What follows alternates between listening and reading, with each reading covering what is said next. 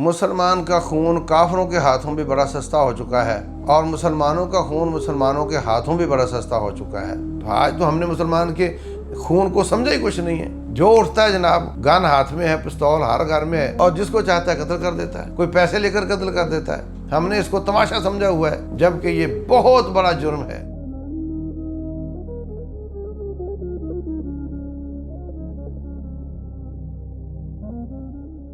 الحمدللہ والصلاة والسلام علی رسول اللہ وعلی آلہ وصحبہ وعلہ وبعد۔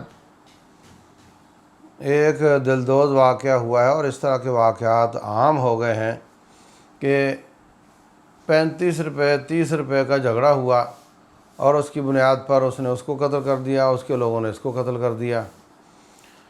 مسلمان کا خون کافروں کے ہاتھوں بھی بڑا سستا ہو چکا ہے، اور 100 قتل ہو گئے، 1000 قتل ہو گئے، لاکھ قتل ہو گئے، اور مسلمانوں کا خون مسلمانوں کے ہاتھوں بھی بڑا سستا ہو چکا ہے۔ حالانکہ اسلام نے مسلمان کے خون کو بہت قیمتی قرار دیا ہے۔ اللہ تبارک و تعالیٰ فرماتے ہیں، وَمَنْ قَتَلَ مُؤْمِنًا مُتَعَمِّدًا فَجَزَاؤُهُ جہنم۔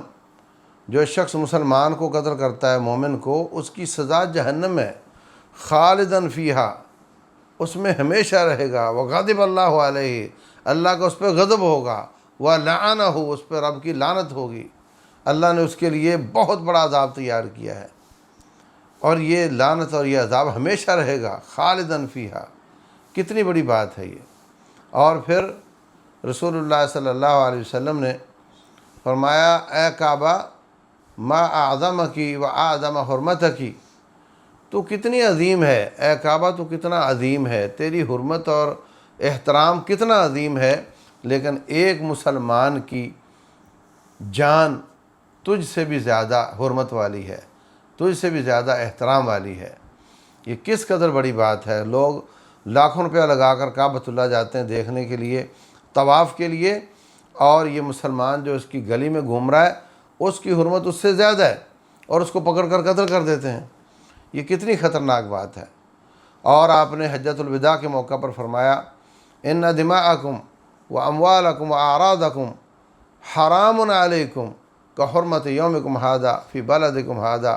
فرمایا کہ جس طرح یہ مہینہ حرمت والا ہے ذوالحجہ، جس طرح یہ شہر حرمت والا ہے، جس طرح یہ ساری حرمتیں یہاں جمع ہو گئی ہیں، ایسے ہی تمہاری جان، تمہارا مال اور تمہاری عزت ایک دوسرے پر حرام ہے۔ تو اس سارے کے باوجود آج مسلمان اس کو بہت ہلکا لے رہا ہے۔ چھوٹی سی بات، غصہ کنٹرول نہیں ہے، اور کوئی صبر نہیں ہے، برداشت نہیں رہی، اور چھوٹی چھوٹی باتوں پہ قتل غارت شروع ہو جاتی ہے، اور وہ ایسا سلسلہ چلتا ہے۔ اوپر سے قانون کی جو رٹ ہے وہ بڑی کمزور ہے، تو پھر ایک دوسرے سے خود ہی بدلہ لیتے رہتے خاندانوں کا خاندان واش ہو جاتے ہیں۔ الیاذ باللہ، یہ بڑی خطرناک بات ہے۔ رسول اللہ صلی اللہ علیہ وسلم تو کسی کو شک میں بھی قتل کرنے کی اجازت نہیں دیتے۔ 2 واقعات ہیں آپ کے سامنے۔ حضرت اسامہ بن زید رضی اللہ تعالیٰ عنہ گئے جہاد پر، سامنے سے کافر آ رہا ہے، اس کی پاس بکریاں ہیں، جب قریب آیا تو کہتا ہے اشہد ان لا الہ الا اللہ، تو انہوں نے اس کو قتل کر دیا کہ یہ بکریاں بچانے کے لیے پڑ رہا ہے۔ آپ اتنے ناراض ہوئے، فرمایا اسامہ، جب وہ کلمہ پڑھتا ہوا دنیا میں قیامت والے دن آئے گا تو تیرا کیا بنے گا؟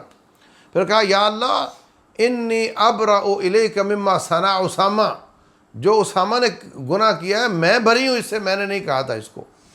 اس قدر شدید الفاظ میں مذمت کی اس بات کی۔ اور خالد بن ولید رضی اللہ تعالیٰ عنہ کا بھی ایک واقعہ ہے۔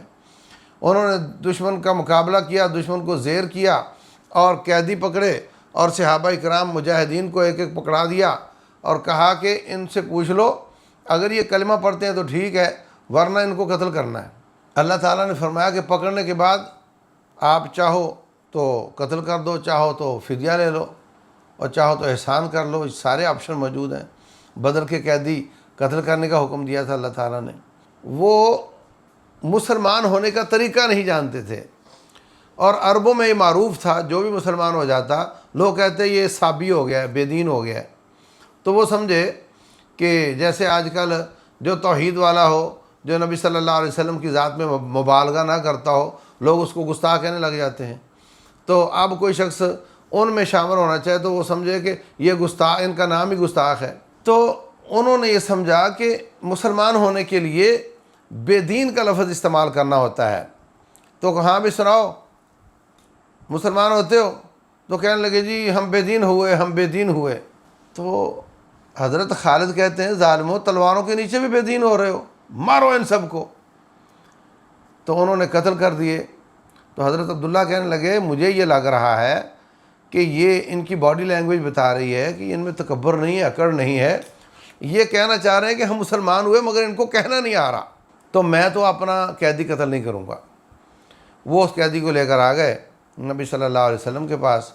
آپ نے پوچھا تو کہنے لگا ہاں بالکل، ہم تو سمجھتے تھے کہ یہاں جو بھی مسلمان ہوتا ہے اس کو لوگ بے دین کہتے ہیں، تو ہم تو یہی کہنا چاہ رہے تھے کہ ہم مسلمان ہوئے، تو ہم کہہ رہے تھے کہ ہم بے دین ہوئے۔ تو حضرت خالد کو نبی صلی اللہ علیہ وسلم نے اتنا ڈانٹا اور فرمایا کہ جب تمہیں ایک شک کا فائدہ مل رہا تھا ان کو تو کیوں نہیں دیا آپ نے، ان کو کیوں قتل کیا ان کو؟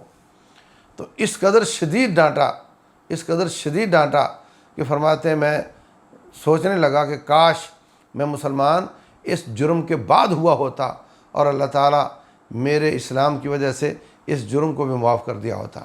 تو آج تو ہم نے مسلمان کے خون کو سمجھا ہی کچھ نہیں ہے۔ جو اٹھتا ہے جناب، گن ہاتھ میں ہے، پستول ہر گھر میں ہے، اور جس کو چاہتا ہے قتل کر دیتا ہے، کوئی پیسے لے کر قتل کر دیتا ہے۔ ابھی وہ جو سندھ میں ہمارا ساتھی شہید ہوا، اس کے گینگ پکڑا گیا ہے، مسلمان ہے سارے، کافروں سے پیسے لیے مسلمان کو قتل کر دیا۔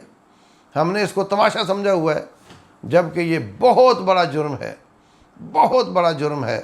تو اپنے اپنی اولادوں کو سمجھاؤ، اپنے اپنی اولادوں کو اسلحہ تھمانے سے پہلے ان کو اس کی تعلیم دو، اس کی تربیت دو کہ یہ مسلمان کی طرف نہیں ہونا چاہیے۔ اسلام میں اگر تلوار کسی مسلمان کو پکڑانی ہے تو حکم یہ ہے کہ دستہ اس کی طرف کرو، نوک اس کی طرف نہ کرو۔ فرمایا من صلی علینا السلاح فلیس منا، جو نوک اس اسلحہ کی ہماری طرف کرتا ہے وہ ہم سے نہیں ہے، مارا نہیں اس نے، صرف نوک ہماری طرف کی ہے۔ تو یہ بہت بڑا جرم ہے اور عدم برداشت ہے۔ اس کو مل جل کر والدین بھی کردار پیش کریں، علماء بھی کردار پیش کریں، اساتذہ بھی کردار پیش کریں، تاکہ اس کی اصلاح ہو سکے۔ اللہ تعالی عمل کی توفیق دے۔